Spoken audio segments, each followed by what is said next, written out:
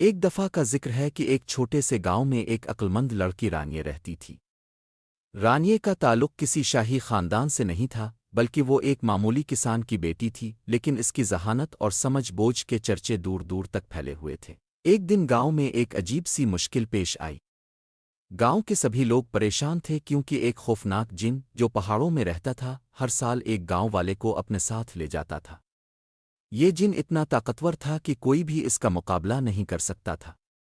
گاؤں والے ہر سال قرعہ انداز ڈال کر یہ طے کرتے کہ کون جن کے پاس جائے گا۔ اس سال قرعہ اندیزی رانیے کے والد کے نام نکلا۔ گاؤں میں غم و غصے کی لہر دوڑ گئی، لیکن رانیے نے ہمت نہیں ہاری۔ رانیے نے سوچا، یہ جن کب تک ہمارے لوگوں کو یوں ہی ہلاک کرتا رہے گا؟ ہمیں اس کا کوئی حل نکالنا ہوگا۔ رانیے نے اپنی عقل کا استعمال کیا اور جن کا مقابلہ کرنے کا منصوبہ بنایا۔ اس نے گاؤں کے بزرگوں سے جن کی کمزوریوں کے بارے میں معلومات اکٹھی کی، اور یہ معلوم ہوا کہ جن کو ایک خاص جڑی بوٹی سے نفرت تھی، اور اگر وہ اس بوٹی کو سونگھ لے تو بے ہوش ہو جاتا۔ اپنی دوستوں کی مدد سے جڑی بوٹیوں کا ایک گٹھا تیار کیا اور جن کی غار کی طرف روانہ ہو گئی۔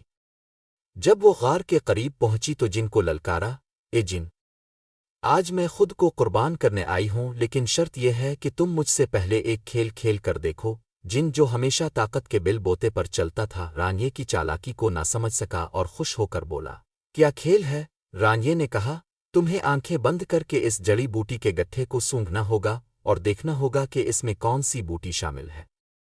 اگر تم نے پہچان لیا تو میں تمہاری ہو جاؤں گی،